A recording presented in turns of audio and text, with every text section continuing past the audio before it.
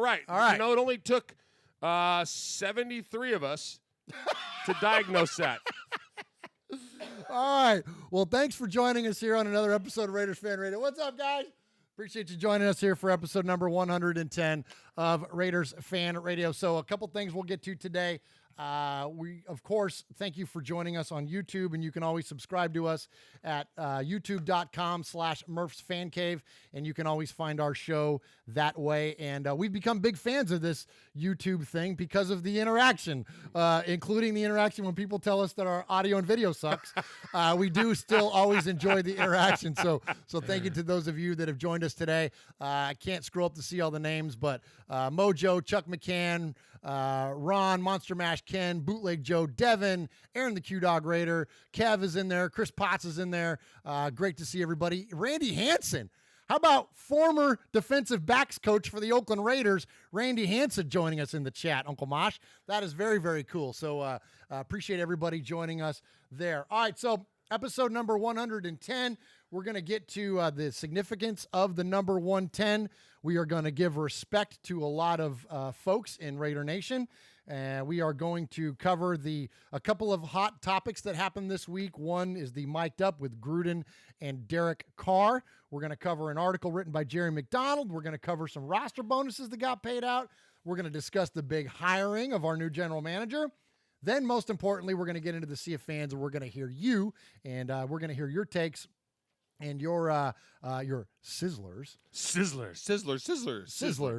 And so we'll listen to you, to your voicemails, and we will read some of your emails. And then if we have time, we'll get into a little bit of a playoff preview. So before we get to all that, though, let's listen to Uncle Mosh, and he can tell you how you can get in touch with us. All right, boys and girls, pay attention. You got your old Uncle Mosh here with an update. That's right. I got some stuff for you. Take out a piece of paper, a pencil, a pen. Heck, use your pocket knife and carve the info into your dashboard as you're driving down the highway. First off, you need to like us on our fan page on Facebook. That's right. Go to Facebook at Raiders Fan Radio Podcast. Don't forget about the Twitter. You know your old Uncle Mosh, he twits now. That's right. Go to at Raiders Fan Radio. Also, don't forget the Instagram at Raiders Fan Radio. Or what about our website? That's right, RaidersFanRadio.com. Heck, if you want to,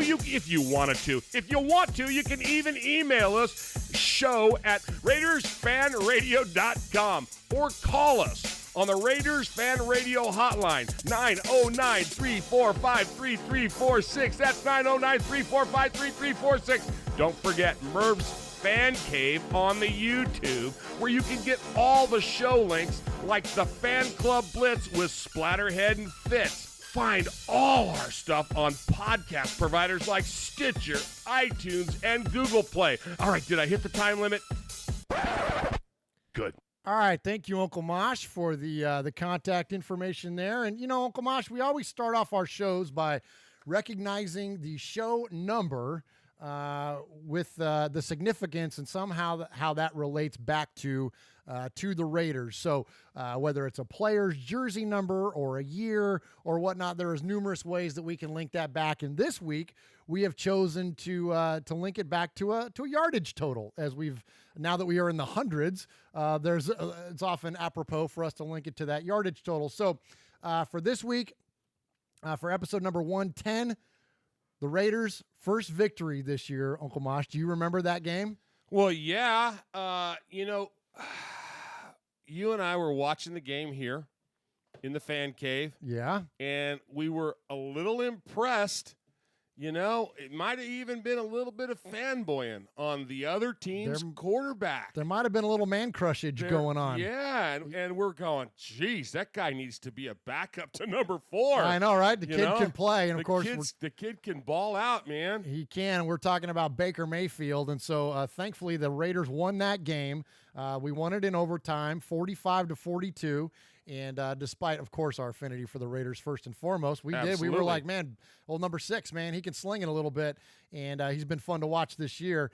And so anyway, as far as 110 goes, Jared Cook in that game, Uncle Mosh, in that first Raiders victory, had 110 yards. He, along with that guy that now plays in Dallas, had each topped the 100-yard mark.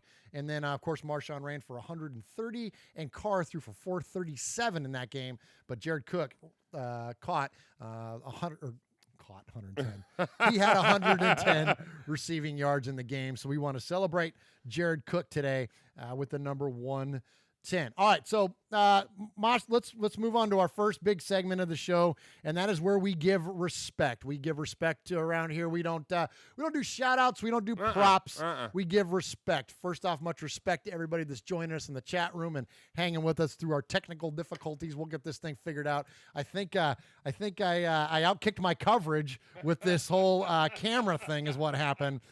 I think I have more camera than what my computer can handle when it comes to uploading and producing No, it's seriously. It's why you don't put a nitro burning turbocharger on a Volkswagen Bug. Exactly. You know? Exactly. So I've crushed my computer's ability to process video, and so it's dragging the whole thing down at one time. So anyway, hopefully we'll have that figured out by next week. All right, but so for this week though, so we're going to give respect to sadly someone that we lost this week, and I'm talking about Raiders' former wide receiver Warren Wells.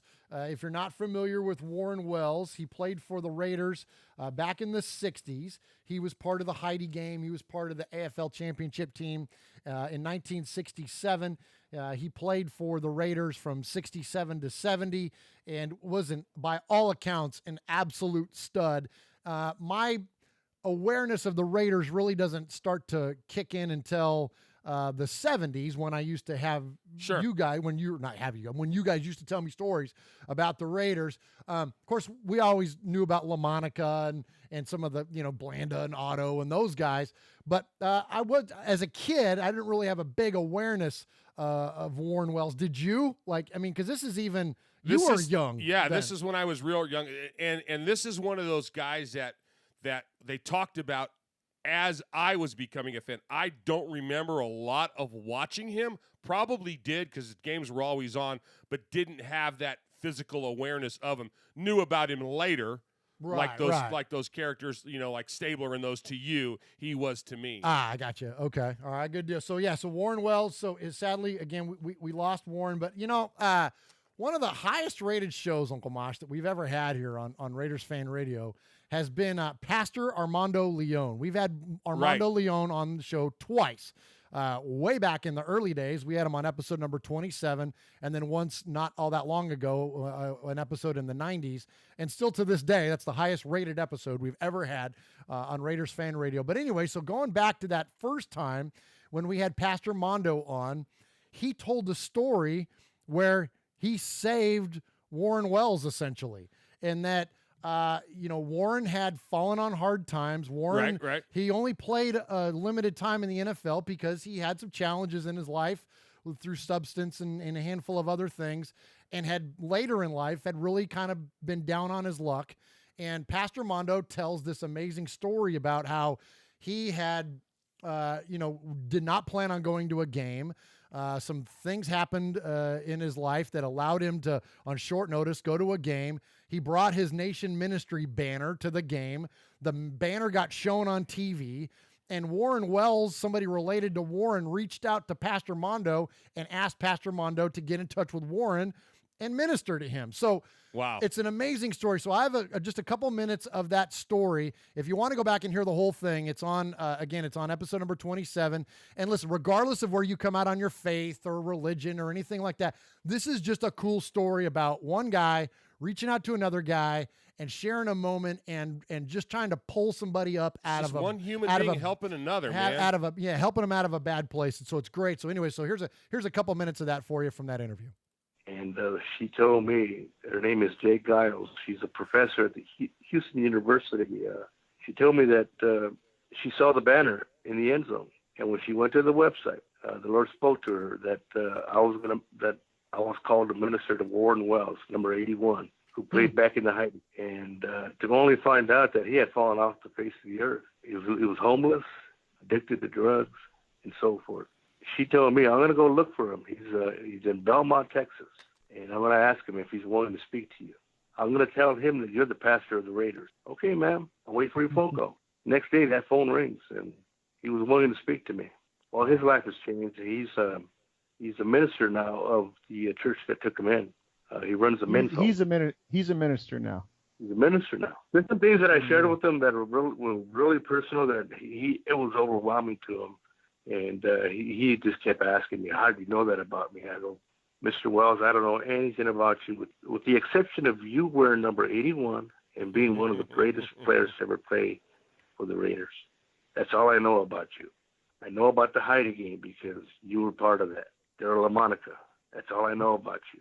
But what I just shared right now, remember this. Don't you ever forget it. Jesus was the same yesterday. He was there when your heart was broken. He's here today to receive you. You're the prodigal son, brother. He's going to be there tomorrow to guide you. Hebrews 13:8 tells us that." And he was just overwhelmed, and he wanted prayer. I was just amazed with the technology we have today. I'm on a cell phone in my print shop office, and Warren Wells is being ministered by the Holy Spirit in an alley in Texas. One of the last things I said to him was, "Oh, one more thing, Mr. Wells. The Lord's going to put you in the path of your teammates once again." Last year, the Raiders flew him in for the Green Bay game, and he lit the torch. Yeah, for Al. Yeah. I remember that. His nephew knew of the story, and he sent me a picture of Warren Wells, Jim Otto, Flores, Cliff Branch, and I think it was Clement Daniels. They're in a photograph. They're having dinner. And I don't know whose house it was, but the nephew sent me the picture. "Pastor, this is something you shared with my grandpa. I thought you'd enjoy the picture." Wow. And I was just left in awe, like, wow. It all started with, "Take the banner down. You're going to Oakland." Bless your brother. Good stuff there from Pastor Mondo, Mosh. It's a great story, and Pastor Mondo is an awesome guest. He's just a great member of Raider Nation, doing great things, and so things that go well above and beyond the football field and even fandom. Man, he's so great. So it's so neat to hear that he had that moment, and had that time spent with Warren Wells, and so anyway, so Raider in peace to Warren Wells, right, Mosh? Absolutely. You know, and what a loss! I mean, what a loss! Absolutely, for Raider Nation. But now we sadly, Uncle Mosh, we had somebody else that we lost as recently as just today.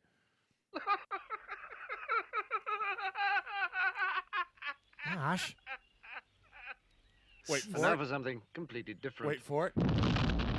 Mosh. Yeah, man. You're not supposed to put the laugh button when I said somebody else passed away. No, you don't understand. He would have thought it was funny. Okay. Not that he passed. I mean, he doesn't think that's funny. But this guy. Hey, wait till I die. It's going to be hilarious. I don't remember that guy saying that. This guy had nothing to do with football. Oh, so you had to play the now for something completely different. Something completely different. Gotcha. But this guy does what we do. He Okay. gets behind a microphone. He does get behind a microphone. He got behind a microphone. A lot. For years. One of the best ever to get behind a microphone. Ever. Had nothing to do with football, but on this show, he gets respect. He's going to get respect. So yes, Chris Potts, he nailed it. Absolutely. We're talking about Mean Gene Okerlund. Sadly, we lost Mean Gene today. Whether you're a wrestling fan or not, he is one of the best ever, the best guys to get on the microphone to play it straight while he's got these, 280-pound muscle-bound maniacs going crazy. He's standing there stone-faced and playing the ultimate straight man. And so we want to celebrate Mean Gene, classic wrestling of the age of the 80s, of the old WWF.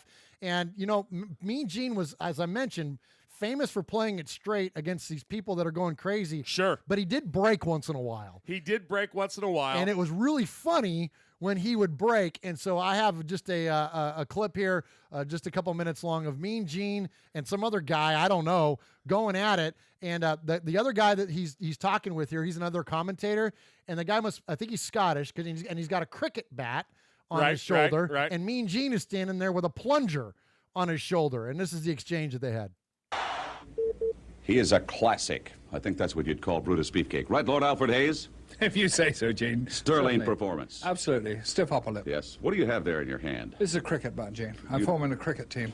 I've already asked Vince McMahon. He'll play. Yes. Maybe we can get Vinny and maybe some of the other boys. Come on soon. I like to bring in a ringer from Maybe Brazil or Portugal or someplace like that. would Just be exactly. interesting. Now, you use a ball to play cricket. Is that correct? That is correct, yes.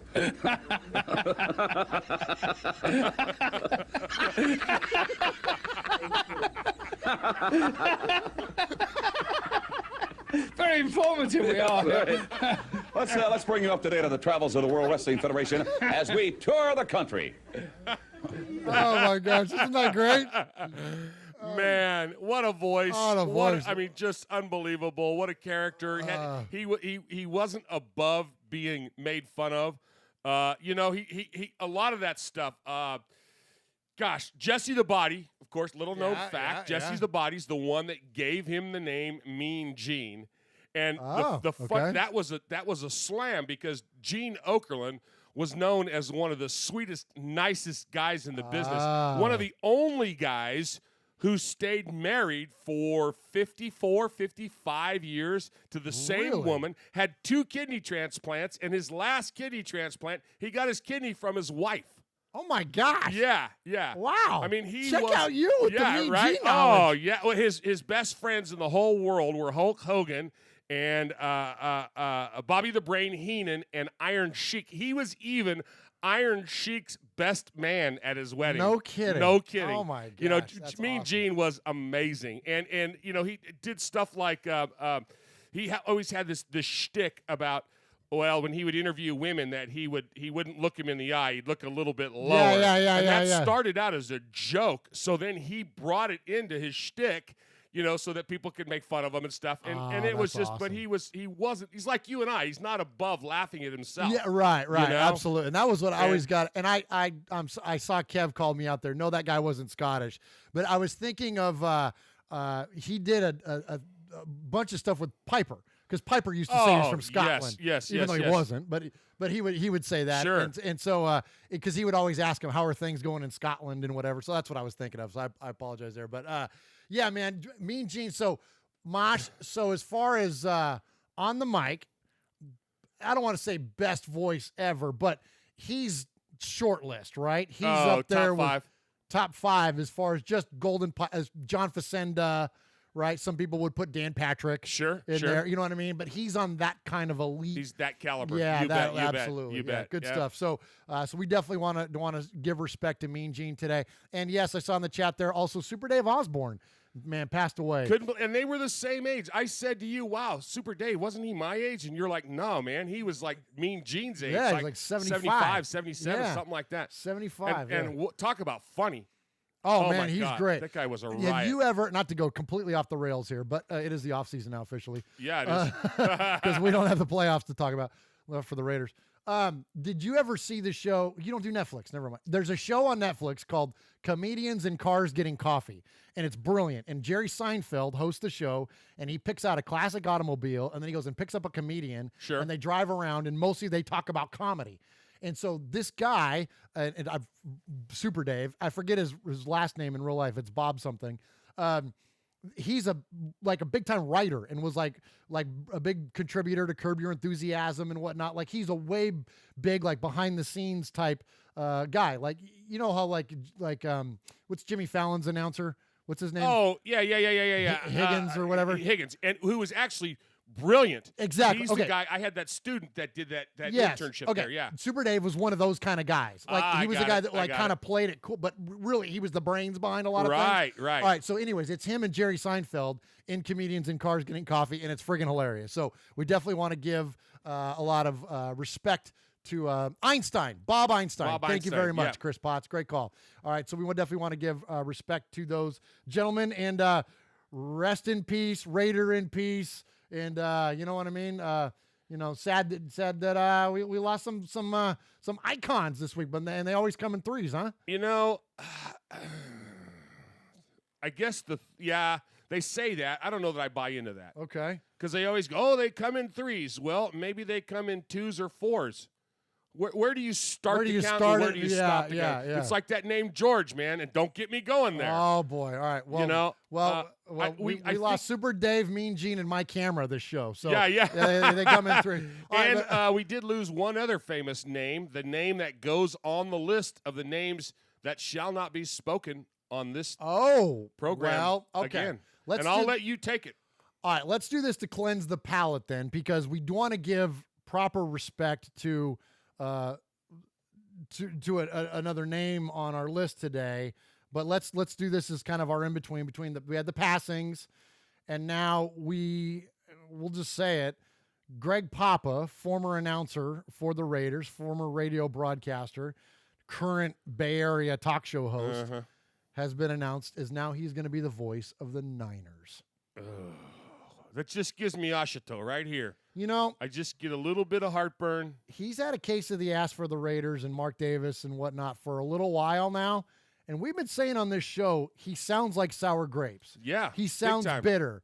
Well, here you go. And here's why. Because he's going to work for the competition and probably has known this for a long time, that this was coming. So, anyways, I don't really want to spend a ton of time talking about that guy. But I'll tell you somebody who we can't talk about. How's yours? This is for a segue. We want to give a lot of props and a lot of respect to one of the best, one of the all-time greatest. In fact, I'll give you his card to hold up since my camera don't work. One of the all-time greatest super fans, maybe the super fan. It's certainly him, and it's Gorilla Rilla, and I'm talking about Violator. Violator is the absolute Mount Rushmore of Raiders super fans. Like I said, he's probably number one, if not number two on the call sheet. And he had a really nice, heartfelt article that went out this week. I believe it was Football Girl was the name of the website or the blog that the story ran from, but it's his pen. He's the one that wrote this article. And Uncle Mosh, tell us a little bit about what Violator had to say this week. So it's quite a lengthy article, and it's really good. It really shows the emotional side of this guy and the fact that we as fans, we get fired up and we go crazy and everybody's all, but we also got brains to back that up. And so this article it's very well written. He talks a lot about the process it took, the 8-hour drive, the getting a hotel, because he's from SoCal, and to get up to the Bay Area, and he would stay in a hotel and he would go through this 2-hour pregame and all the stuff that went into it, and how this last game was so emotional, and there was cameras on him the whole time, and went through his whole process. And then after the game, how everybody was fired up for the win, but yet they were giving each other condolences, because this is a group of guys that watched each other's children grow up. Wow, yeah. And then the fact that they may never see each other again.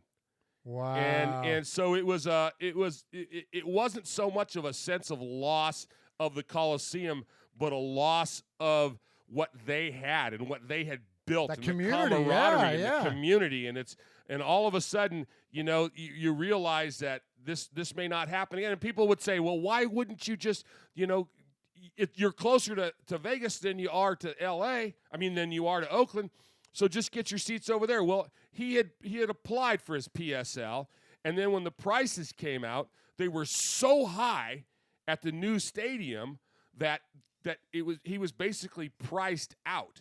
Right. And on a side note, you were telling me a story about the GoFundMe, and then I'll finish. But go ahead and relate that one to people. This is what a class act Violator really is. Yeah, so there was some folks that put together a GoFundMe, knowing that he wasn't going to be able to attend the games, and I believe our buddy Mojo Raider was part of that. He's at least at minimum the one that made me aware of the story. And so there was a GoFundMe that got set up because obviously Raider Nation wanted to help. Sure. Wayne Mabry is his name. Help Violator get to the games. Because it's not a Raider game if Violator in there. You know what I mean? Right. He is he's beyond a fan. Like, he's the fabric of what it is to be a Raider fan, essentially. Like I said, he and Gorilla Roll. And he's one of the original 4 members of the Black Hole. I wish my camera was working, because I'm wearing my One Nation shirt that comes from Violator and his website. But anyways, so there was this GoFundMe page that got set up, and he quickly shot it down. Not in a jerky way, because that's not the kind of guy he is, but in a way where he just said, look, I appreciate the sentiment, but there are some other things going on, and I'll go ahead, I'll work it. I'll have it handled. So appreciate Raider Nation for doing that, but it's not necessary. We'll figure something else out in the meantime. And I'm sure I don't know what it is, and this is 100% speculation off the top of my head because I have no clue. But I would imagine there's got to be Corona and its brands, or Modelo and its brands, sponsor the Black Hole, right? I can't imagine that there's not some, company of somehow an NFL advertising entity that wouldn't sponsor Violator to be at the games. Literally, why not? Right? I agree. So hopefully, maybe somebody like that has reached out to him and said, we will, insure you in exchange for him to, advertise their stuff on Instagram or whatever it may be. You know what I mean? I think that would be really cool. And I agree. And I think Mojo, he on it. He said that Wayne wasn't having it. He's not a handout guy. He's a class act. And, in this article, Wayne, he says, you never know. This is how he ends his article. He says, you never know how life shifts. And I truly hope to cheer the Raiders on in person for years to come. My track record as a fan speaks for itself, and it doesn't. And if it doesn't, someone else can fill those shoes and try to do it better. But, he truly was a class act, truly was and is a super fan. Absolutely. If there was ever a person that exemplified what a super fan is, it's Violator. It's Violator. Absolutely. Oh, there we go. You're listening to The Violator, and I'm live on Raider Fan Radio. Where you at, baby?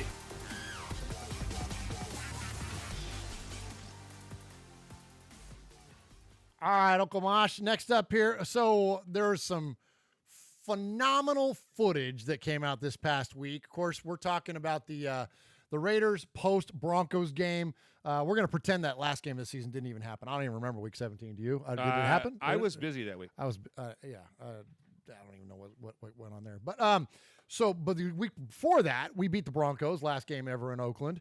And as I'm sure everybody that's listening to the show is already aware, there was some phenomenal footage that came out of John Gruden and Derek Carr, both mic'd up for the game. You and I are huge fans of NFL films. We are a huge fan of mic'd up. We featured a lot of mic'd ups on this show.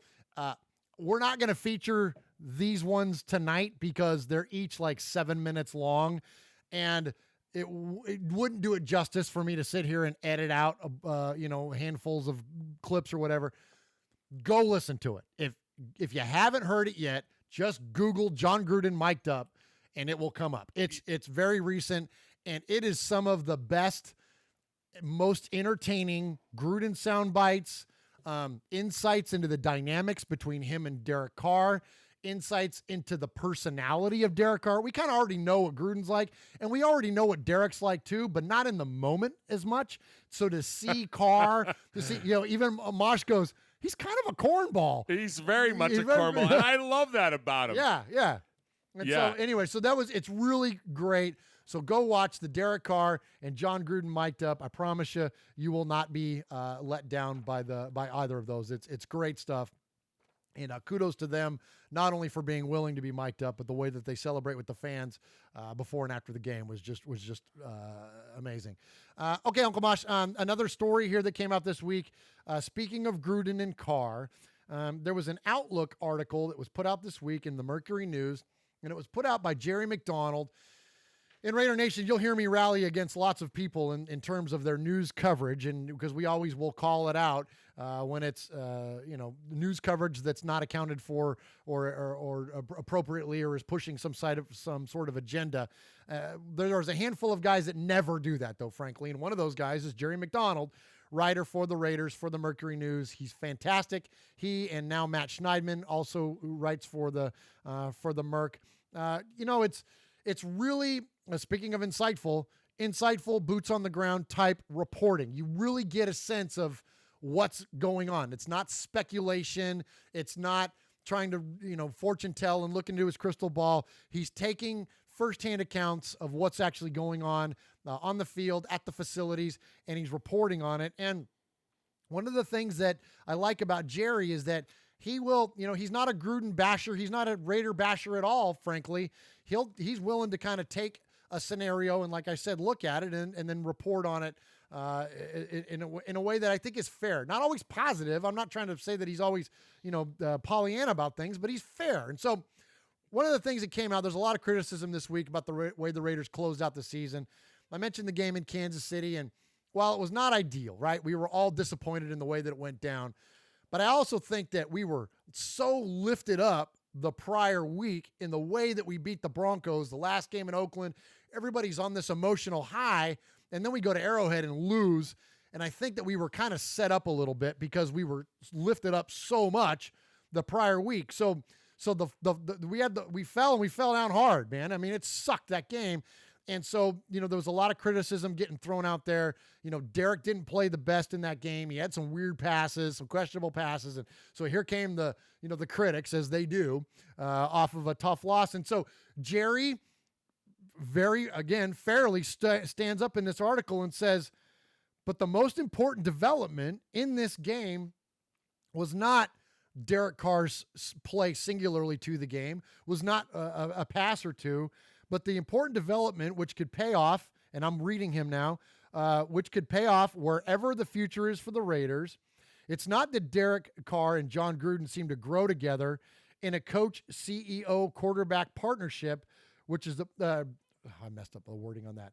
What is important is that they seem to grow together in this partnership, which is a bedrock for strong NFL franchises in an era dominated by offense. And I think that when we, again, to go back to the mic'd up, you see the dynamic between these two. This isn't something that's going to end.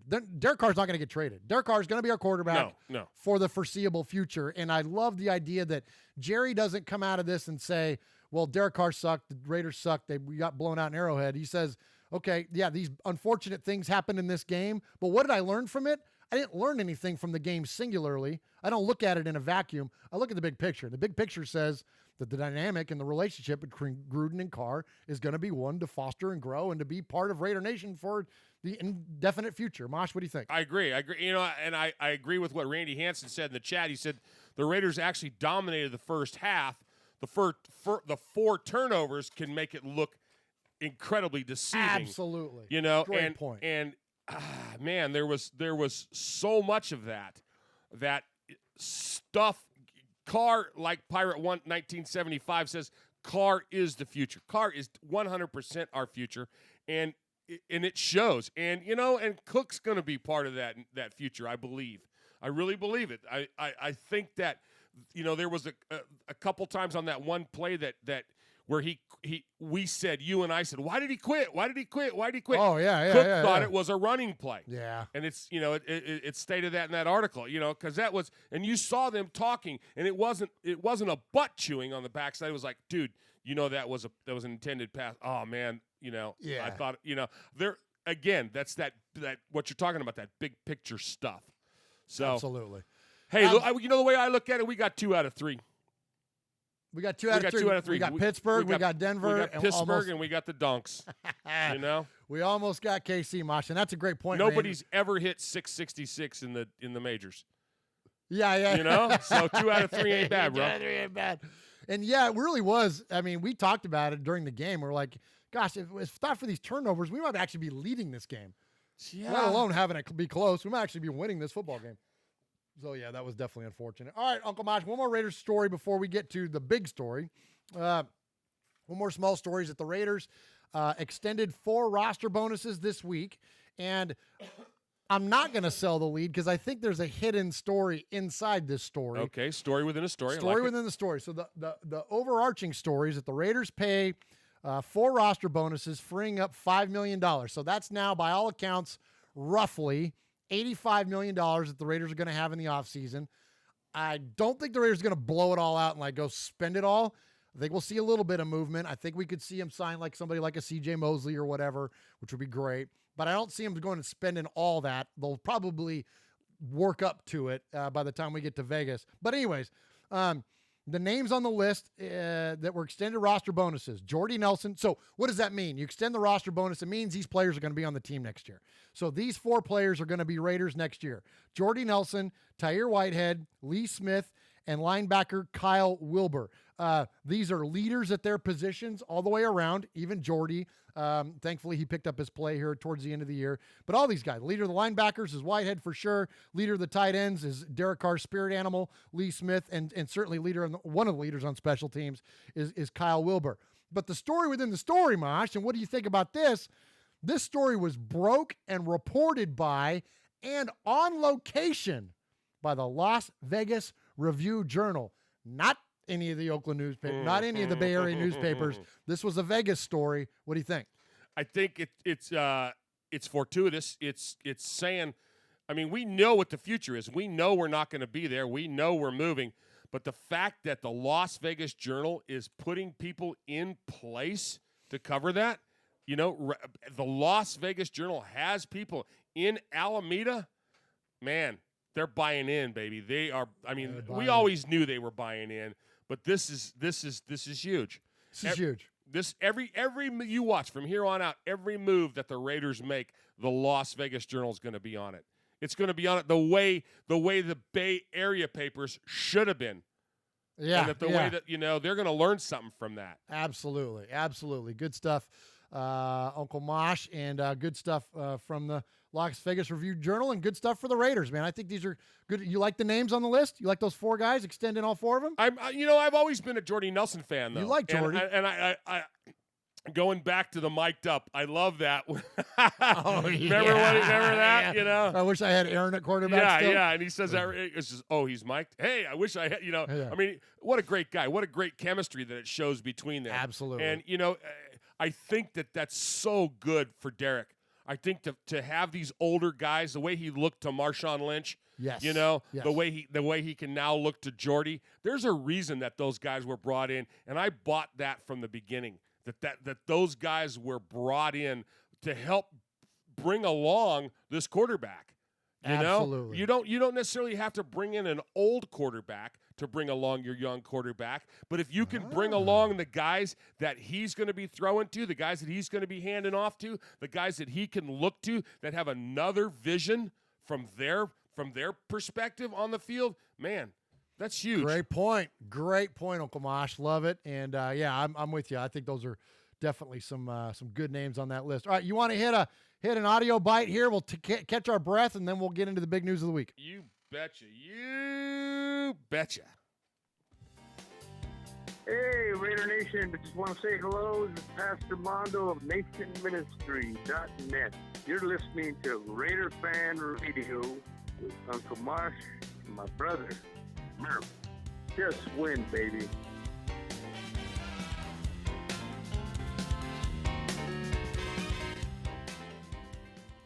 All right. Thank you, Pastor Mondo. And, okay, Uncle Mosh, so the big news of the week is this is a story about a good friend of mine. You guys are like I don't know if they can see it or not, but it's like it's, let me go to your camera because you're go to my camera. Yeah. You guys are like right here. You're so tight. You're tight. Yeah.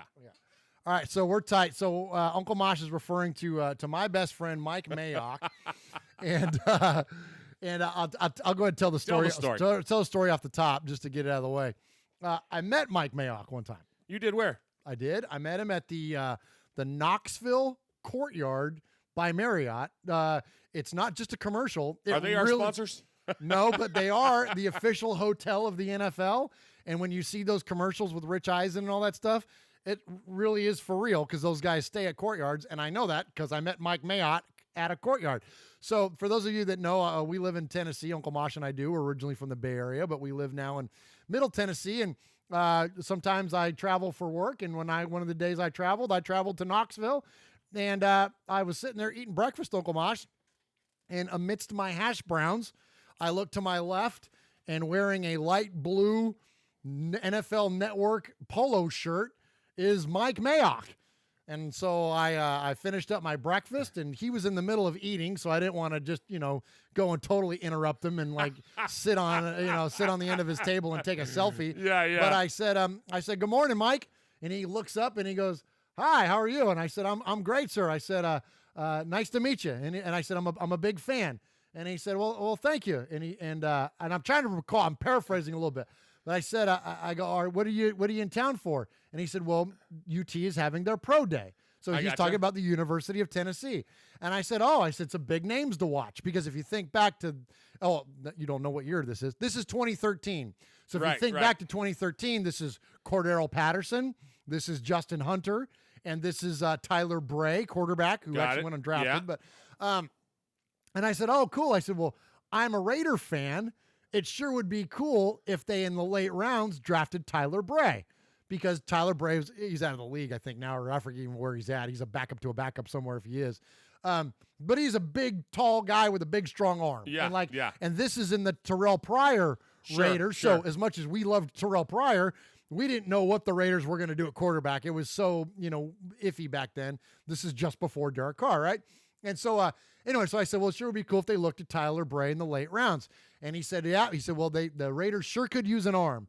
And I said, yes, sir, they could. I said, well, I didn't want to linger because, again, he's like, mid-egg. Yeah. You know what I mean? So I just said, well, nice to meet you, and take care. And he said, nice to meet you.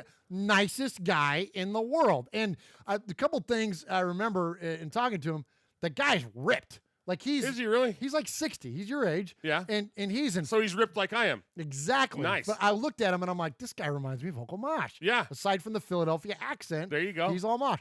But yeah, in phenomenal shape and just a super, super nice guy. And so I've since then been a fan of his, and really before then too. I love the Combine. I'm one of those people that will watch the Combine because it's probably the most naptastic sporting event after the early rounds of the Masters. Now, the Masters on a Sunday can get a little intriguing, and so sometimes you don't want to nap it out because you might miss Tiger's, big day or whatever. Yeah. So, but the Combine, especially when they're like doing linemen, there's nothing more soothing than Mike Mayock and Rich Eisen talking about the Combine. Anyway, so I like Mike Mayock, and he's an incredible talent evaluator, and I think going to be a welcome addition to the Raiders staff. So let's hear from Mike himself. First off, let's hear from Mike on what he thinks it is like, or what it means to him to become a Raider.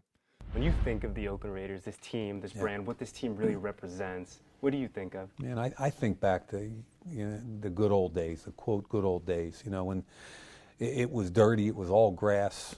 It was John Matuzak and it was Cliff Branch running verticals, and it was Jim Plunkett. It was my good friend Howie Long dominating. I could give you so many memories, and it was them against the Pittsburgh Steelers and Three Rivers and the ball, Franco Harris, immaculate reception.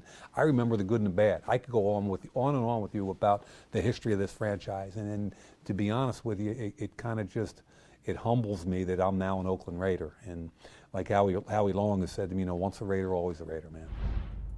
Pretty cool stuff there. So you mentioned, Howie Long being a buddy, the Philly guys, those Eastern Pennsylvania guys, which, Eastern Pennsylvania is a hotbed for football and football talent. And so pretty cool there. I mentioned Rich Eisen. Rich Eisen is a guy that I have a lot of respect for as a commentator. He's usually pretty dead on with his analysis of things, and he can fanboy out about the Jets a little bit at times. But for the most part, as a radio host especially, he's fantastic. So being a former partner now of Mike Mayock, I got Rich's take for you here on what it is, on what the Raiders are getting with Mike Mayock, and I think this provides a really neat insight into the person of Mike Mayock and what the Raiders can expect. My guy, Mike Mayock, is officially the general manager of the Raiders. NFL Network is showing a great piece of footage when Mayock interviewed Gruden in 2004 at the Combine. Wow. Okay. It's really old school stuff. And I will tell you this.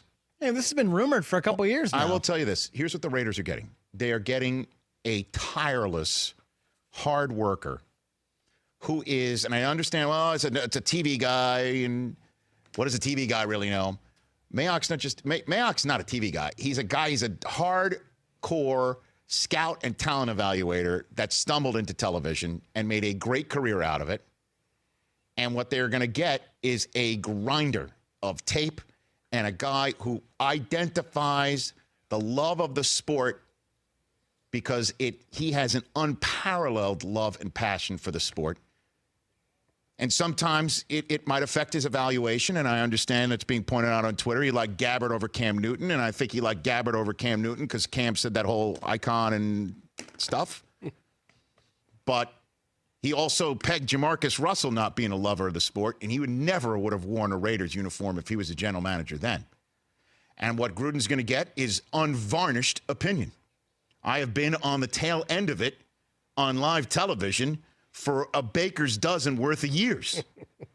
And sometimes it's tough to hear, and I hope Gruden's ready for it because he's going to get it from Mike Mayock.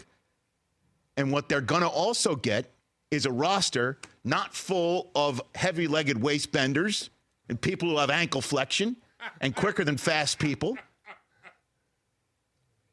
You're going to get high-character guys. And you're going to get the ultimate Gruden grinder. And I know he's been wanting this for a long time, and I love this man, Mike Mayock, and I'm going to miss the hell out of him. You know, But you go, Mike Mayock. You go evaluate. And, you know, I knew you being on Twitter was going to pay off in the long run. And I hope Daniel Jeremiah has a slower trigger finger on the 40-yard dash than you. Sorry about that. I didn't mean to interrupt. You're good. I didn't mean to interrupt Rich. You know. Yeah. But you called that. You called that last week, or maybe it was it last week or the week before? But you said what Gruden needs, or maybe it was on the couch. I don't know. But you and I somehow said Gruden needs that guy that's not gonna be the yes man. Gruden needs that guy that's gonna say this is good, this is bad. You can believe me or not, but you're paying me to tell you this is good, this is bad. And so take that for what it's worth. And that's what they're getting. That's what they're getting with Mayock, is they're getting that guy that's going to tell Gruden, go this direction. Yes. Don't go this direction. You go that direction, you're screwing up. You know? And I think Gruden needs that. It's that checks and balances thing. He didn't have that with Reggie. As much as that commonality that they had, that they liked each other, there was no doubt about that. But he didn't have that, and maybe there's a little bit of trust issue, and he trusts Mayock, and we're gonna see an amazing rebuilding next year. Oh, I'm calling it right now. It's gonna be out of control. I'm with you. And you know, when you think about not only the personality of Mayock, he's not going to be shy to challenge Gruden, to provide his opinion, to provide his analysis best he can. But what is the one thing that even you and I agree on that everybody else is keenly aware of that Gruden lacks? It's the draft. Yeah, it's talent the evaluation. Draft. Absolutely. And so he brought in a guy that is literally an expert at the draft and at talent evaluation. So of course, and it's funny how the critics go, because it's just because it's the Raiders, and I think some of our callers lead. I don't want to rob any of their thunder, so I'll leave it to them to talk about it later on in the Sea of Fans. But the gist of it is this: is that people criticize Gruden for one thing, and then he does something to address it, and then they criticize why he did it. It's a no-win situation. It's like, what the crap, man? Like you criticize, like you got to pick a lane. You know what I mean? And it's like often with this stuff, it's like, what are you going, anyway. So I think it's a great fit. The tireless work ethic is the last thing that I'll say on it. Gruden is a 4 a.m. guy. Mike Mayock is a 4 a.m. guy. We talk about in terms of players and as coaches. If you're not as bought in, as invested, and as committed as Gruden is, it doesn't matter how talented you are. You're not going to be part of the football team. This guy, Mike Mayock, is one of those kinds of guys. This is all he does. He will eat, sleep, drink, breathe, crap, film. That's all he's going to do. And him and Gruden are going to be, a great pairing, I think. So last thing, well, actually, I got two more quick things. One real fast one here. Here's Mike Mayock on the NFL Network talking to his former colleague, Daniel Jeremiah. Had different opportunities, and you've talked about it in the past. Why is this job the right job, and why is this the right time for you? DJ, I think a big part of it is a fit. And you and I, how many times have we talked about a fit for a particular player in a team and a scheme, right? I mean, that's all we talk about are fits. When our kids go to high school or college, what do we talk about? We hope it's the right fit for our kids. And the amazing thing is I've known John Gruden for so long. we talk the same language, and it's the right fit. And as I said in the press conference a minute ago, I haven't even had a chance to get through I've got over 300 text messages, but a lot of them are football people, and they're all saying what a great fit. And so I think people understand that John and I have no agenda other than try to make this football team better. There you go. I mean, what other agenda could you have? Right? In pro sports, what other? Neither one of these guys want to run for political office. Yeah. Neither one of them are trying to get Q-Dog paid. He'll address that later on. But you know what I'm saying? These guys want to win games, man. They want to win games. That's it. You got two guys committed to winning football games. That's what it's all about. All right, last one, and we're starting to run short on time, so I'm not going to play the whole thing. You can find it.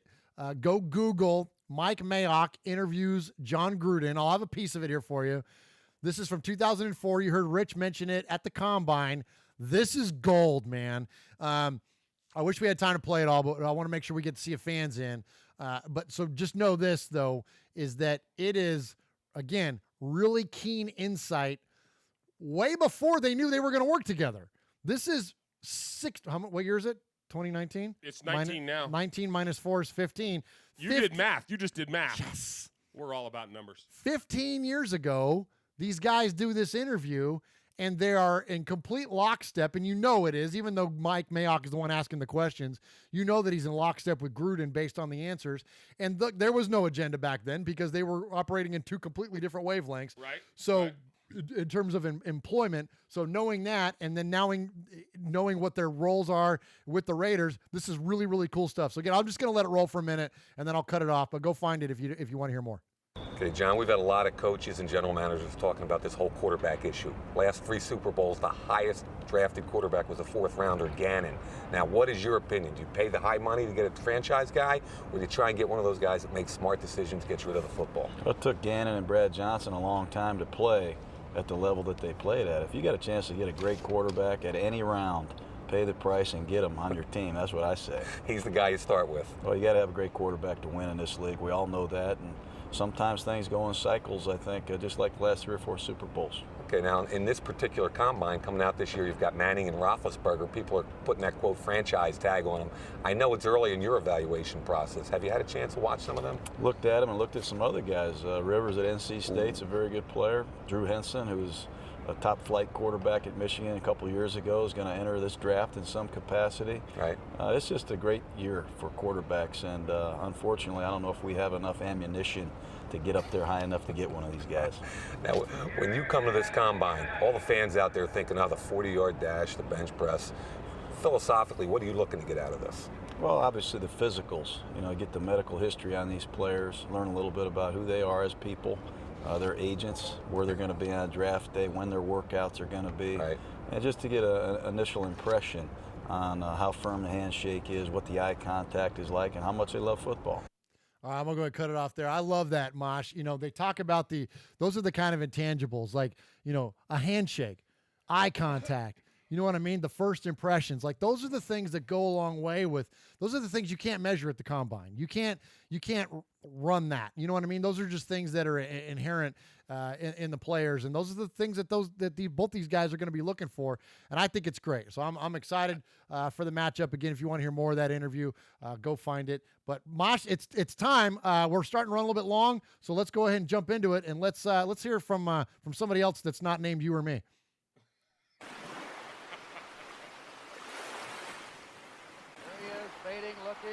Looking, he's under the gun, he's tied, he throws, it is!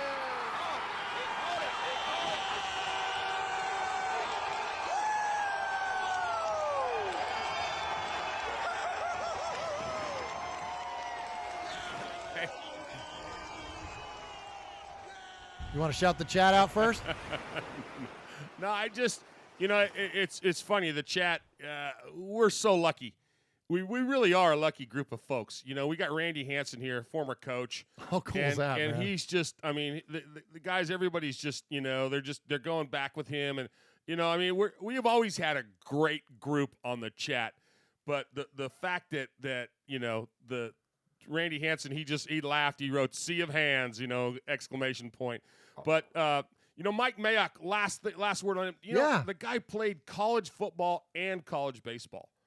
I know he played baseball. Yeah, and he was drafted, of course, 10th round, 256th pick by Pittsburgh, but came back and played a couple years for the Giants. But you mentioned it, that tireless effort, man.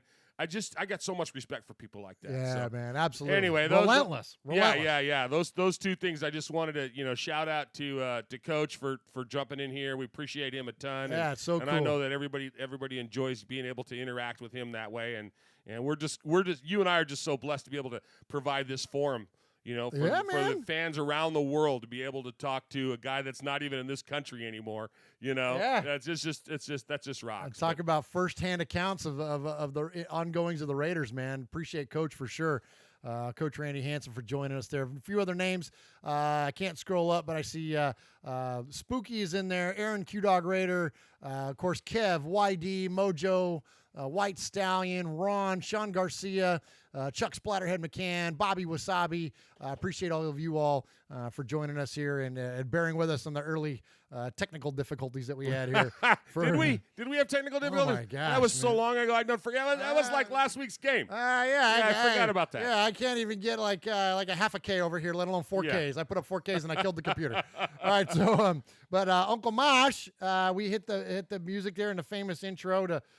Famous in our, circles. On our fans. Yeah, for the Sea of Fans. So this is where we welcome, of course, Raider Nation, and we like to hear from you in the Sea of Fans mailbag. This is where you can call us at 909-345-3346 and leave us a voicemail, or you can email us, show@RaidersFanRadio.com, and we always appreciate your all's correspondence. This is the best part of our show, and so we like to read and respond when appropriate. And Mosh, for the callers, there's always a highlight, right? There's always kind of some that I don't want to say outshine the others, but they stand out. They sizzle. Sizzler. Sizzler. Sizzler. So what's a sizzler? A sizzler is something that just gets it, man. They just they just get after it, man. They just muffs. My air muffs at the 102 mark. They just shit and get, man. they just know what to say, man. They know what to say, and we're lucky. Again, we talk about all of our guests, and we talk about the people that we've had on the everybody from E.J. Manuel to Phil Villapiano and the Violator, and Jose Hernandez and Pastor Mondo, but we got Aaron the Q-Dog. Aaron the Q-Dog, man. Aaron the Q-Dog is our capo. He's the made man of the made men. He is probably the guy that's won the Sizzler Award the most. Absolutely. So we're going to use Aaron's most. He can't win it anymore. He's off the board. He doesn't need it anymore. Hey, once you get capo, yeah, and that's why there's only one capo. No, but you might get a free T-shirt. You might get a free T-shirt. Yeah, if we got that much material. Yeah. But he's that was on me. Yeah, you can say that. I can say that because they had to repurpose a bed sheet for your shirt. That's right. That's right. Remind me to tell you this story one time about when I lost my luggage going to Germany. Oh no. Yeah, and they go over here. The airline told me, go over here. This guy will hook you up. So I go over there to hook him up to get hooked up for clothes, right? Where they were trying to find my suitcase, and the guy says something in German, and everybody laughs, right? I was with my wife who teaches German. She's laughing. The kids are laughing, and I'm like, "What was so funny?" And he goes, "Oh, he was pointing down the block at the tent maker." Oh. I'm like, Anyway, so I want to play the example of a sizzler. Okay. And this is not today's sizzler, but every time he calls, it's a sizzler. Okay. Go ahead and hit me with Q-Dog's call from today. Happy 2019, Aaron Q-Dog Radio, your capo calling.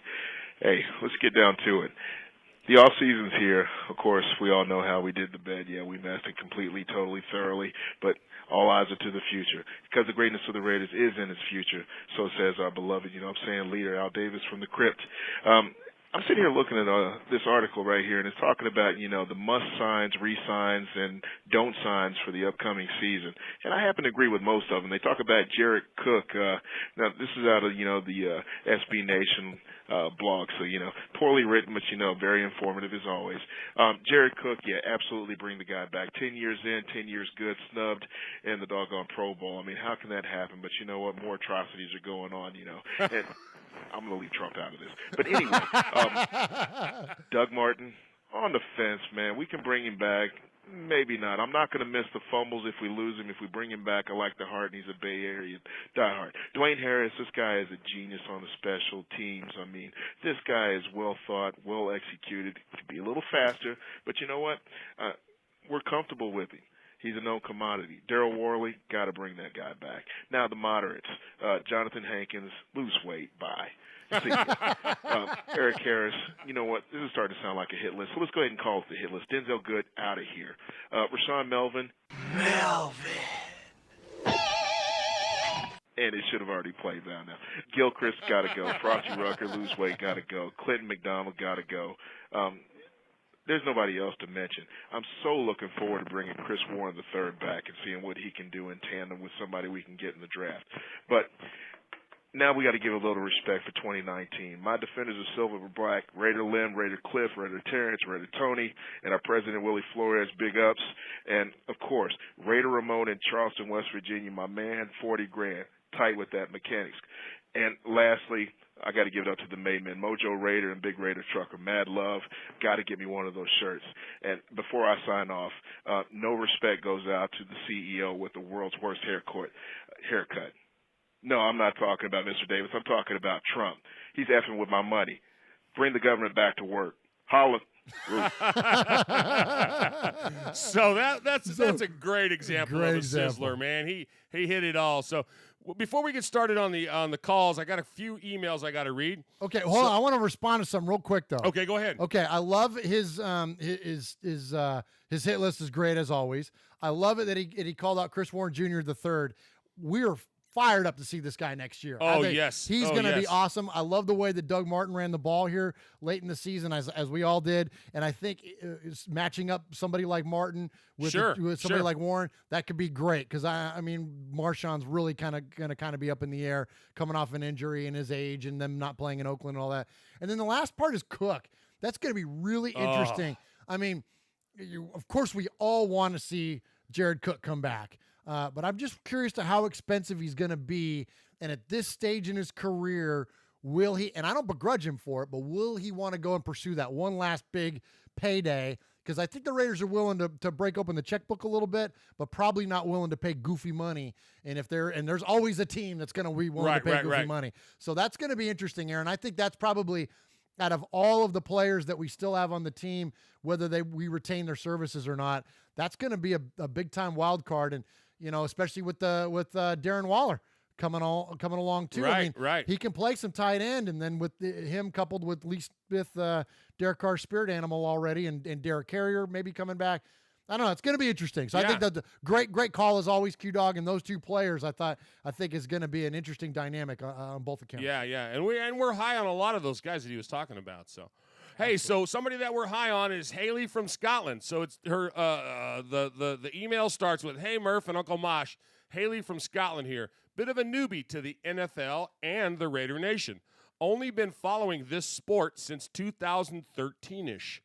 Choose the Raiders as I used to visit a friend in Sacramento and would spend some time in the Bay Area, and the Coliseum was the first sports stadium I saw in America. Nice. They get better. Then the Raiders played London in 2014, and from that moment on, they were my team. Was put onto your show by Kev, who I met through SBUK. My fandom has been ramped up big time this season through joining SBUK. Seeing the Raiders in London this year, meeting all the folks at SBUK, and also listening to your podcast each week and hearing the thoughts of other fans. Although it's not been a great season results-wise, sharing the experience with the Raider Nation has made it my most enjoyable season. And with little glimmers of what the team can become, I am looking forward to the journey and the success that our Raiders will hopefully have. Love the show. Love what you guys do. Look forward to it every week. Special shout out to the Mini Black Hole, which is my fellow Scots who all attended the London game together, and honorary Scots King Louis and his lovely wife Daisy. Take it easy, guys. Raider Nation for life. Wow, that's so cool. awesome. A brand new fan to football and coming on as a Raider fan. Yeah, Man. and listener and supporter of our show. Thank you so much, Haley, for the email. And shouts out King Louis, who lives down the street. Down the street so from we got us. a team with no home, represented by an emailer from Scotland to a podcast done in Middle Tennessee. That's crazy. It's just, I'm telling you, if you ever wondered whether Raider Nation is global or not, there's your answer right there. Right there. All right, so our next one is also an email, and it says, ain't going to say much, fellas. $80 million plus in cap space and 3 first-rounders. The future's so bright, we got to wear shades. Nice. Very respectful. Lieutenant Joe, Mojo Cantrell from the United States Navy. Thank you for your service, as always, and another great email. And then... And now we got even more money, Joe, because we just did the roster bonuses. Exactly. So the last one is from Paul from Shropshire, Mississippi. It still cracks me up. I don't care.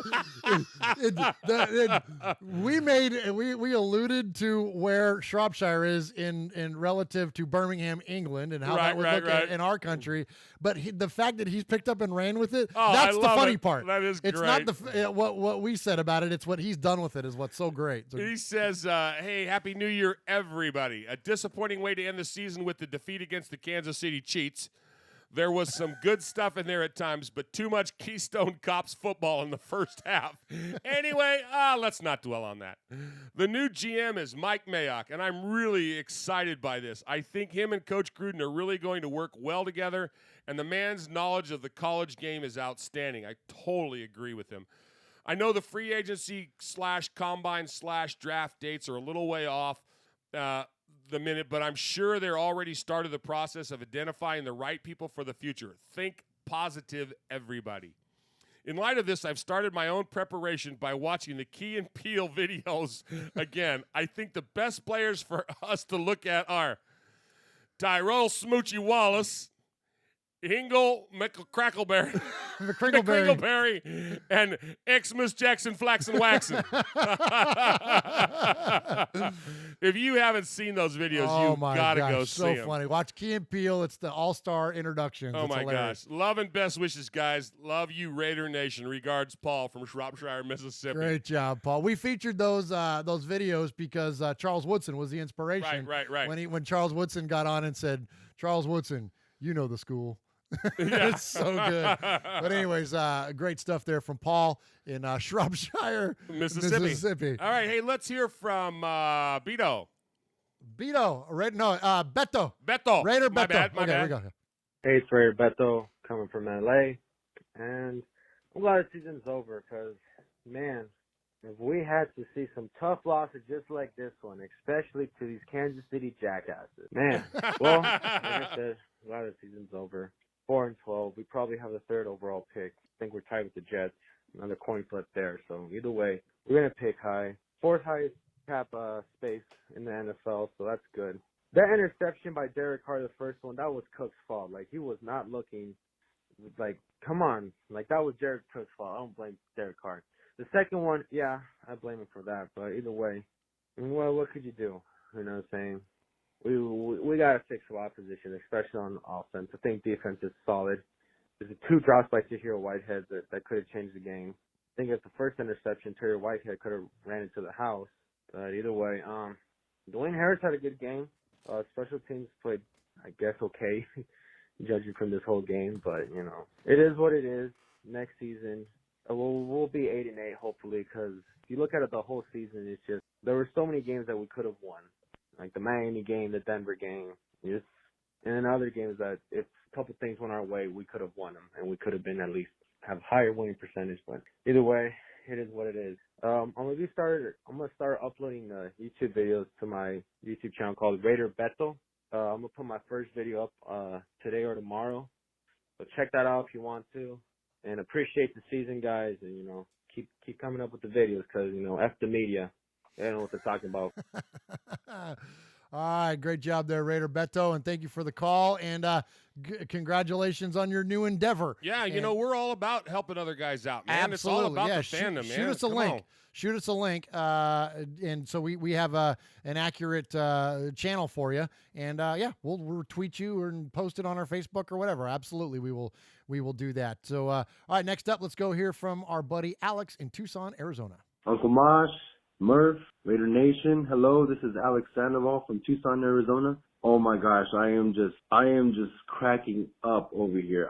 First of all, I'm so excited that we won on Monday. We beat Denver on Monday Night Football, Christmas Eve, last game in the stadium, all that good stuff. And I'm just on YouTube looking up videos and stuff like that and kind of reminiscing on the win. And I came across this video where it's John Gruden mic'd up for the game. Oh my gosh, I was cracking up because there's this part in the video where it shows that Denver Bronco who caught that crazy catch. He catches this ball and he probably shouldn't have caught it. It looks like he dropped it, but he actually caught it.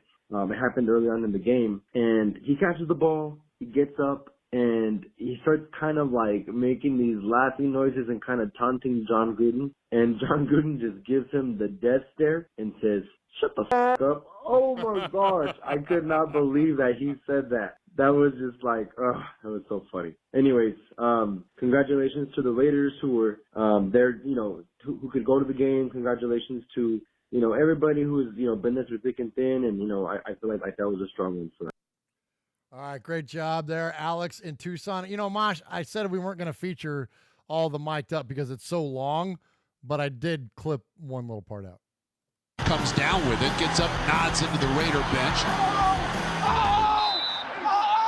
Shut the up. That's the best part. That's the best part. Good call there. Good call, Alex. That's a great man. Again, I can't say it enough. Go watch that John Gruden mic'd up, and Carr too. They're both fantastic. All right, next up, let's hear from our buddy Dave in Ohio. What's up, Raider Nation? It's Dave out in Ohio. What can I say? That Christmas Eve game was great. Marshawn Lynch lighting the torch, 99-yard punt return, and my kids were in bed waiting for Santa Claus. I had strep throat, sitting there with my dogs, yelling, watching the game. It was awesome. I mean, nothing better.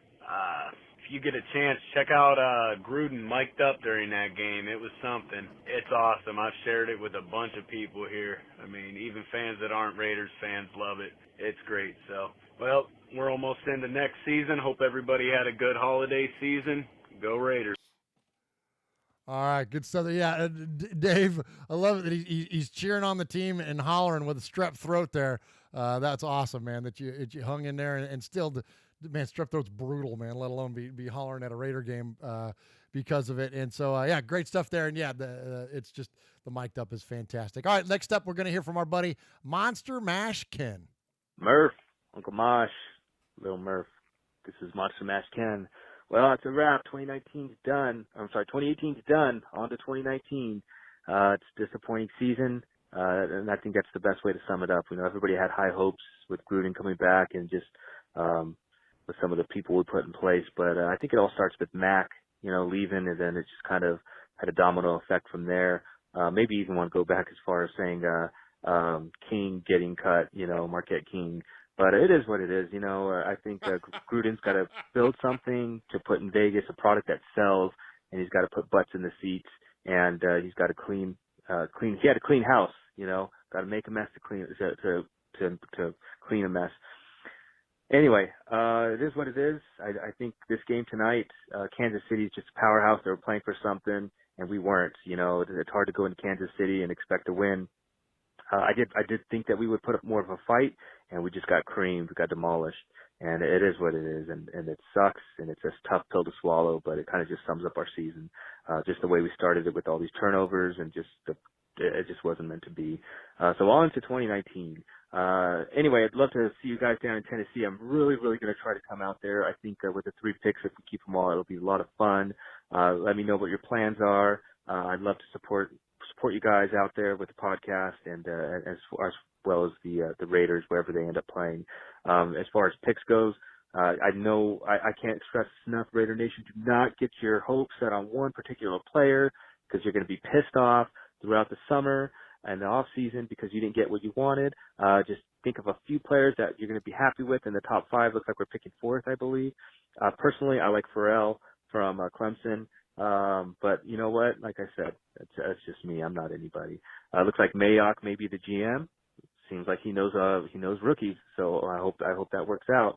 And we definitely need some offensive weapons. I can't stress it enough. We need some playmakers for Derek Carr, and I hope Derek Carr just gets it together because he looked really shaky tonight and it was horrible. I know that we got some offensive rookies on that line, and it kind of, Carr was doing whatever he could do to stay alive in the pocket, and I know everybody wants Carr to scramble, but it's kind of hard when the ends are coming in at you. Anyway, on to 2019. I wish you guys nothing but health and happiness, and a happy end to your season as well. And thanks for just putting out great product on the air. I look forward to listening to you guys every week. And Uncle Mosh, I'm gonna get you a gift in the mail, man. I think you need more than a Wilson out there. All right, take care. God bless. And on to 2019, Raider Nation. All right, you heard it. He's sending donuts. Absolutely, that's funny. Well, great call, Ken. Man, awesome. First off, appreciate the support as always. Appreciate the compliments, and man, just a great supporter and listener and caller and everything to our show, man. We much appreciate you. So you asked about our draft plans. So we're still kind of kicking around where we're gonna be. We're gonna definitely post up somewhere to do live shows. We're gonna do a live stream. Well, depending on how this camera thing works out, but we'll live stream one way or another. We're definitely gonna record one way or another, and so I've gotten in already to try to inquire about tickets and all that good stuff. So just stay tuned. We're going to get that stuff together as soon as possible. And of course, we will do some sort of listener meetup or whatever, some kind of get together. I know that there are a handful of you at least that are planning on coming into town for the draft. And so, yes. Yeah, they were talking about places to stay. It's unbelievable. You got a big house. Well, yeah. and a wife who scares the hell out of me. Who's half my size. I gotta hang on to this one. I finally got a good one, and that's okay because I know none of the exes listen. They didn't listen to me when I was married to them. Why the hell would they listen to me on the radio? Yeah, they can't. I got one that can't even spell podcast. Oh my gosh! Yeah. Oh, but anyway, downtown Nashville has probably got 30,000 it's amazing hotel rooms. So anywhere, and even 20,000 of them have been built in the last 3 years. Yeah, and even there's some, even if there people are going online looking over stuff, there's some places out by the airport, which are a lot cheaper. Not that they're like right under runway 2, but that area out there has got some stuff that's a lot more economically friendly. And also like we're like a lot of other major cities. Nashville has a lot of smaller cities surrounding it, like that where we live, tons of them, and it's 30-minute drive into downtown. So there's look at Franklin, Tennessee, look at Murfreesboro, look at Hendersonville or Lebanon, or there's a ton of stuff. Tons of just stuff. Get out, just Google the map and look at those, and you can call around and type in one of the big named Marriott or whatever, and there's a ton of them around. Tons of places within, to stay. like you say, within 30 minutes. Within 30 minutes. So yeah, we will definitely we will have some lists. Heck, we've even kicked around doing something live from King Louie's Taco Shop. And this is news now to King Louie. King Louie, hey, Uncle Mosh and I talked about doing something live from your shop down there. Such a great place, such good food. I still need to take you down there. Yeah. Kevin and I went down there, and it was amazing. It was the food was great when Kevin came through town. And so anyway, yes, stay tuned. We will definitely have lots of times to get together. And then I also see in the chat talking about New York.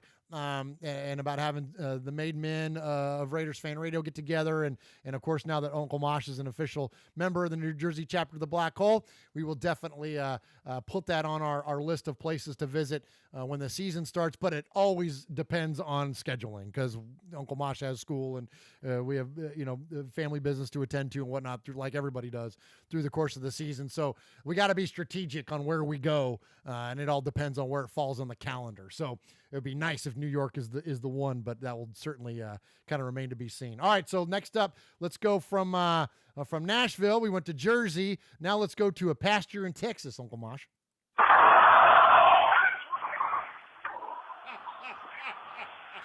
I don't know what's going on there, but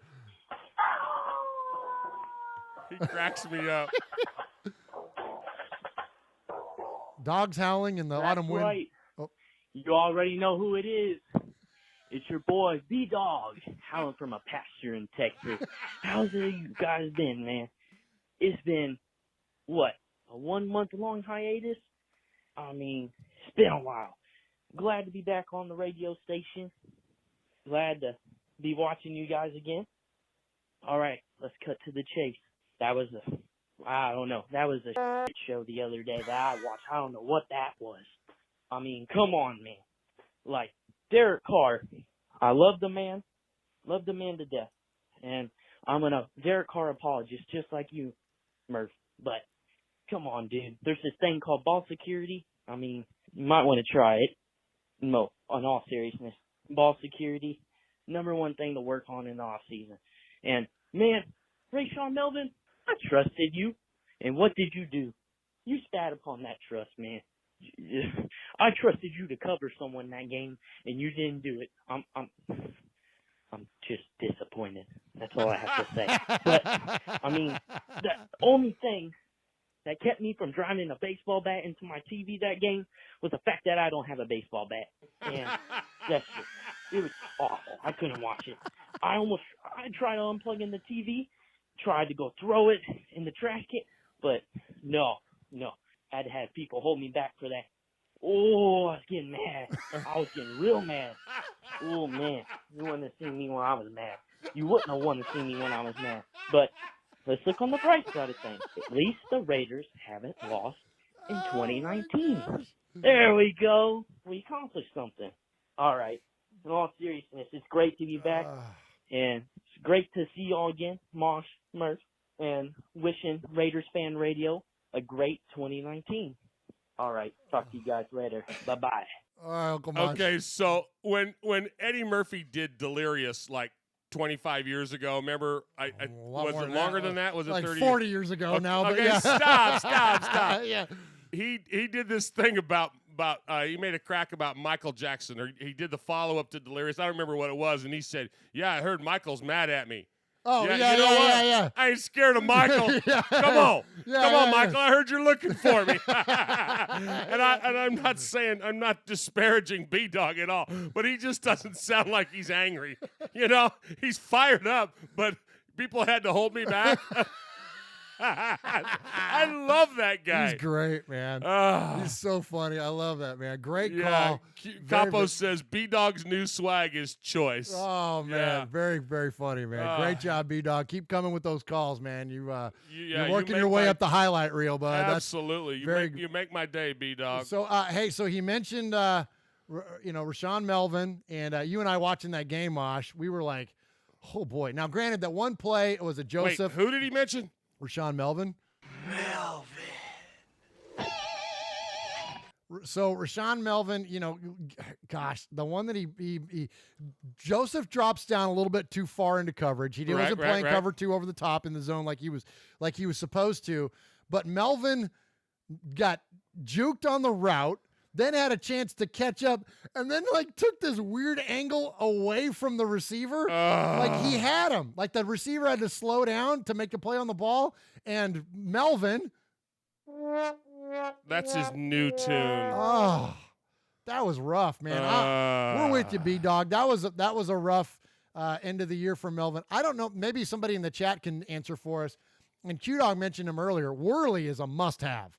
I think Worley and Conley are CB 1 and 2 for us in the future and going forward. I don't know why Worley wasn't in the game. I didn't see him on the injury report, so maybe somebody knows why he wasn't playing. Maybe there was a matchup thing they saw, and the coaches just felt it was a better fit to have Melvin in the game. But either, man, it certainly did not work out. Anyways, next up, let's hear from our buddy Emiliano, Big Raider Trucker. What's going on? The man, the myth, the legend, Mr. Big Raider Trucker checking in once again. I want to say, Mosh, Murph, how you guys doing? All right, let's get into it, guys. This season was a show. You know what? Popular it is term what it today. is. Yeah. Like us Raider fans say, I guess next year will be our year. Been saying that for a very long time now. All right, anyways, our new general manager, Mayock, I think it's how you pronounce it. Very respected NFL analyst as far as the draft goes. I love how all of a sudden, I mean, leave it to the Raiders to be the ugly redheaded stepchild of the NFL. It's like, damn, we could never do anything right. All of a sudden, we get somebody who's respected. John Gruden doesn't know how to draft. It's been shown in his past. So we get somebody who knows how to do it, and all of a sudden, this guy's the worst draft analyst in the world. You just gotta love being a Raiders fan. Anyways, get excited about the picks we got coming up. All this cap space. Put the Antonio Brown to rest. It's not gonna happen. Also, Raider Nation, don't get too hyped on this off season. I know we got a lot of money to spend. I don't see us spending a lot of it. 2019 is the year to go 8-8, be respectable, and then the real fun starts in 2020. All right, guys, let me get out of here. Big Raider Trucker checking out. Great call, as always, Emiliano, and not because you agree with us, but just an awesome call, as usual, my friend. And so keep them coming. He's another guy, Mosh, that's real close to not being able to win a Sizzler anymore. That's right. That's right. And so, hey, real quick, everybody is jumping in here. They said that Worley went to IR. Shame on me. I missed that. If he got put on IR with a shoulder injury, so I apologize, guys, for not knowing that. I'm not Stephen A., so I'm not going to claim that I did know that. Right. You know what I mean? So I missed that one. But I want to give you all a quick update because somebody mentioned it in the chat. Daryl Worley put an awesome message out on his social media. It went out on Instagram, and I'm going to read it to you because it's top notch. And he says, Coach John Gruden, I walk up to you every game after the national anthem plays, shake your hand, look you in the eyes, and say thank you. I don't know if you realize why I do it, but I am truly thankful for you believing in not only me, the player, but me, the man. Thank you for giving me another opportunity to play this game. God has blessed me with the talent to play. When I was at one of the lowest points of my life, the phone call came from you, and it changed my life. 2018, Daryl Worley didn't take any losses. They were the greatest lessons of my life. All caps, thank you. Like, that gave me chills. That's chill bumps, bro. Freaking awesome, man. Like, that's the kind of guy you want on your football team. That's the kind of guy you want coaching your football team. That is amazing. You know, we are fans of the redemption story. And by all accounts, Daryl Worley, he made a mistake. He made a mistake. We've all made mistakes in our 20s and at times with substances and so the fact and that 60s and yeah. in the last week.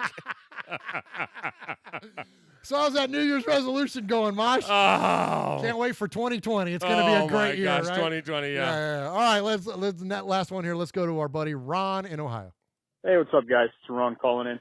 Love the Mayock signing. I think that'll be huge for us, and I think that also goes to the point of there's this narrative out there that Gruden rules with an iron fist. I think it's pretty clear he has final decision making on all the calls because of the nature of his contract, but he's really making moves that show he knows his areas of strength and weakness, and he's bringing people in that surround him and lead the team as a whole to success. So I think this helps that narrative go away that he's ruling with an iron fist or he's the only one making any decisions in that building. I think it's a nice pairing. So have a good one. Happy New Year, everybody. Bye. Yeah, great call, Ron. Absolutely. I think that it's great. It's nice to, Mayock is not a shy guy. He's a big personality, and and it's when you get two alphas like that, like a Mayock and Gruden, you would expect that they're going to clash, but I think that there's an awareness that they're both alphas, and there's an awareness of what your role is and what my role is, and ultimately which one of us really is the alpha of the alphas, right? I think even Mayock recognizes that, look, this is John's game to call. I mean, it's going to be ultimately his decision. We may disagree, and I can, give him all the advice and input and all that, but at the end of the day, it's going to be Gruden. Look, it goes like in the military. I learned a long time ago that you may have somebody that outranks you, but you may be the head of a department. You know, so okay. that person in that specific, and they're both alpha males. But if you've got a 3-star general who's the head of a unit, and under him he may have a 4-star general who is works for him. That person may outrank you, but you can work for him. Really? You know, yeah. It's not unheard of. Also, with rank, okay, you may have somebody like you may have a major who's a head of a company, and there may be another person of an equal rank, but has more time in grade, so technically they outrank you, but that you may be their boss. You know what I'm saying? Really? So I didn't know that. That Wow. can happen. And when I was thinking about Mayock coming in this position, that's it. Gruden's the coach. He's got his job. This other guy, Mayock's got his job. But he works directly for Gruden, but his job is to be the checks and balances for Gruden. So that's not an unheard of situation. You know, people understand that have seen that. You know, what if you got promoted at your job over, you know, your buddy that you and I both know?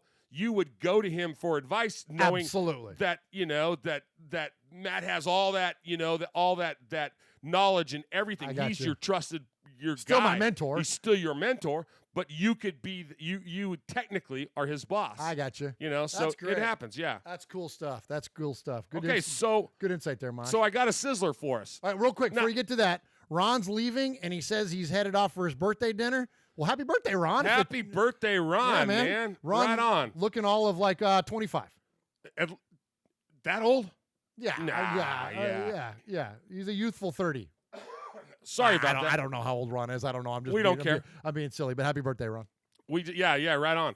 And so we had some great stuff, man. We had Alex kicked us off. Our Raider Beto kicked us off and told us, you know, that he was going to go start his own channel, post some stuff. I can't wait to see it. Alex had a really funny call about Chucky dropping the F-bomb. A whole bunch of people talked about the beep show that was Kansas City. You know, Gruden is the man brought up there, you know, by Ron. As speaking of Ron, how Gruden's, you know, got things in place and he's going for it. The overall general consensus by all of our callers was settle down, people.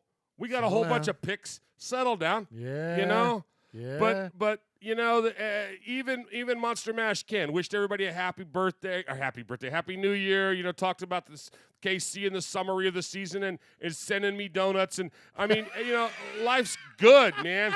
But I got to tell you, I don't think anybody will disagree with me on this week's Sizzler. It had to be the one and only with the great opening, and we're not even sure what it was. He might have been at band practice, or he might have been mucking out a barn or something. We're not sure what it was, but it was the totally frustrated, disappointed, very funny, and fired up. And I'm going to tell his mama he cussed. Oh. But when his take on Carr and his take on Melvin, it just absolutely killed us all. He slayed us, and that goes to our boy B-Dog.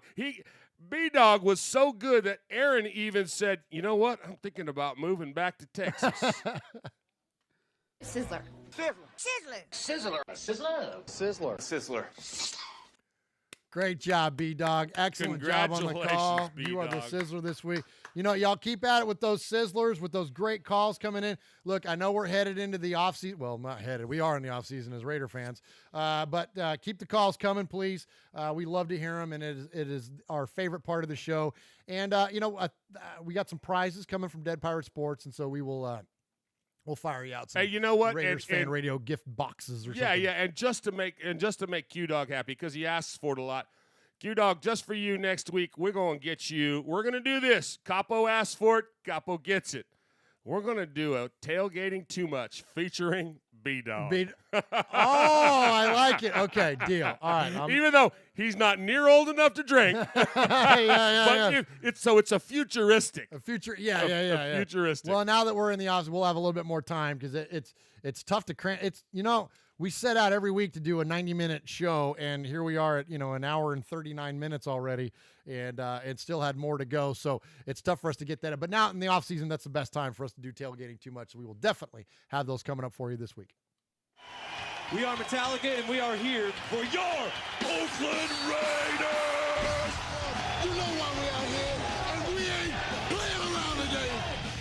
From The Walking Dead to errant Jedi Knights, Raiders fans are a rogues gallery.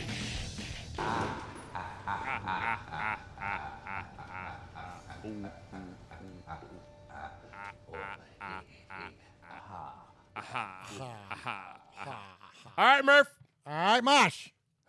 So there's some football going on next week. There is football. It's not our football, it's but not there's our football, football. so we don't care. So here we go. All right, ready? Yeah. All right. What are you doing? Am I getting a You're lightning round or doing what? your favorite thing that you hate to do.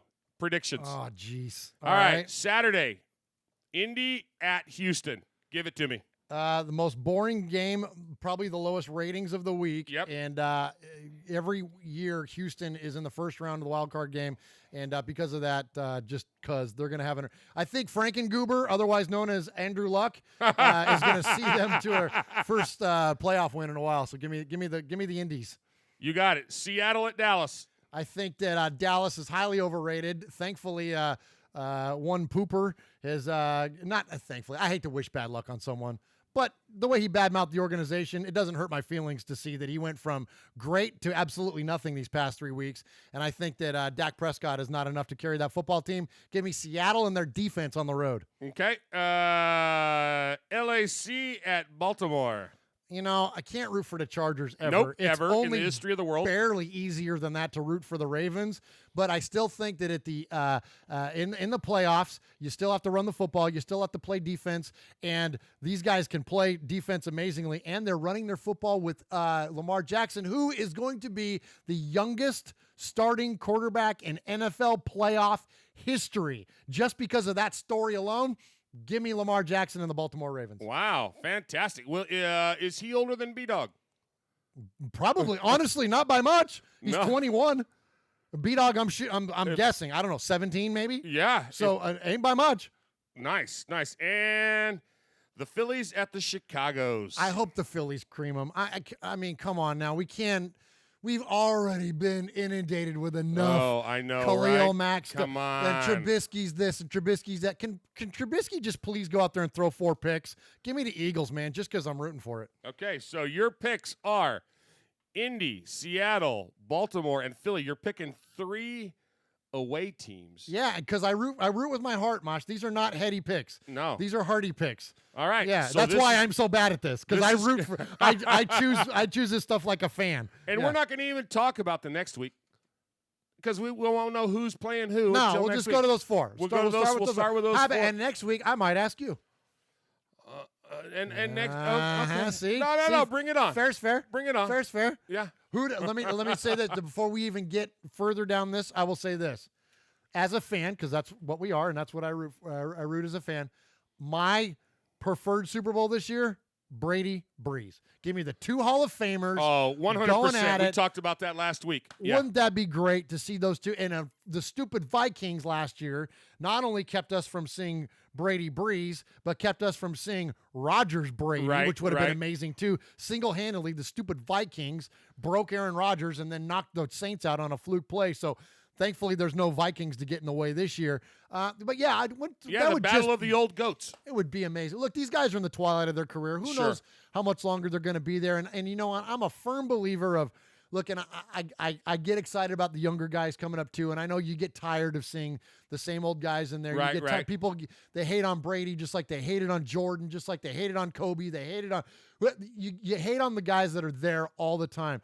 But there's also a school of thought, Mosh, that and it is mine, is that look, you're only going to see this for so long. Like you're only going to be able to witness the greatness of these players for so long, for like another year or two. So give it to it. You know, look, our team's out of it. Our team is no longer in contention.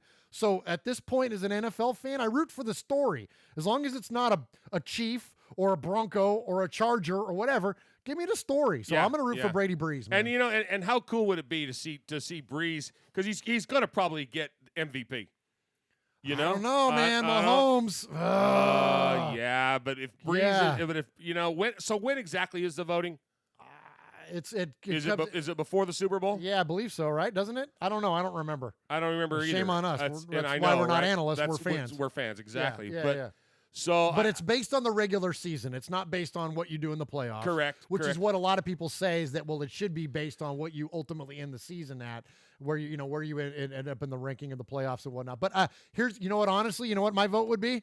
Because of, not only just because of the potential controversy between the two, but when you're an interior lineman and you get 20 and a half sacks. Yes. Give it to Aaron Donald, man. Give it to Aaron Donald. Absolutely. Give it to Aaron Donald. That's my vote. But you probably won't get it. Even though him holding out and all that cost us Mac, but yeah, I know, right? Anyway, I said the name. Gosh, cleanse the palate. All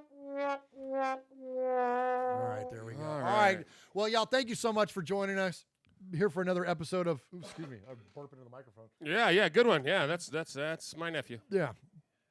So thank you for joining us here for another episode of Raiders Fan Radio. I can't scroll up, but thank you, Chris Potts, Emiliano, Aaron the Q-Dog Raider, Monster Mash Ken, Pirate 1975, Coach Randy Hansen. What's up? Thank you for joining us, Randy. That's awesome. Bobby Wasabi, did I say that one yet? Sean Garcia, Mojo Raider, Running Bear. What's up, Tim? Hope you're feeling good, buddy. And appreciate everybody. B-Dog there, you just hopped in. Spooky is in there. Thank you all so much for joining us for another episode of Raiders Fan Radio. We will have episode number 111 coming at you next week. You can always find us on the YouTubes. That's youtube.com/Murph's Fan Cave. That's MURFS Fan Cave. Please like and subscribe, hit the bell, do all that stuff, and we'll get this camera thing figured out. And maybe, I don't know, but one way or the other, we'll be back here next we'll hopefully we appreciate your patience with us when we did our reboot. And so thanks again for joining us here, and always for what you do to support Raiders Fan Radio. Thank you for just helping us out, man. You guys are great. We love the listeners. It makes it such a nice thing for what we do to have the interaction with you all. So thank you for doing what you do for the show. And Uncle Mosh, I think that's all I got. And let's go ahead and get on out of here. I appreciate it. For Murph, I'm Uncle Mosh, and you've been listening to Raiders Fan Radio, where we took a lighter side journey into the dark side. Remember, nation, what happens in Vegas started in Oakland.